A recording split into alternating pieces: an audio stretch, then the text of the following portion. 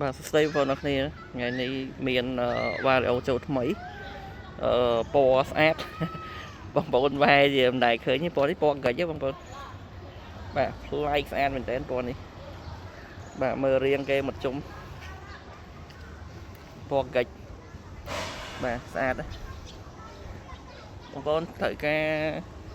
អាចតាក់ទងមកបានហើយគីឡូម៉ូតូនេះគឺតិចមែនតើប្រើបានតែបាទជាង 3000 គីឡូទេមកទឹកกระดาษពុនកង់នេះនៅថ្មីបាទនៅប្រុយឡើយ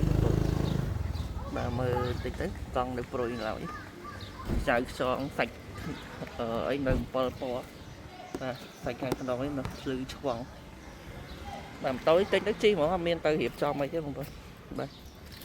ស្អាតចង់បានតម្លៃធូរថ្លៃតាក់ទងមកបងប្អូនលុយសុទ្ធក៏បានបងលក់ក៏បានបាយដូរសេរីក៏បានបាទមើលសបកកង់គេមកជុំបាទស្អាតថ្ងៃពណ៌នេះកប់សេរីពណ៌នេះ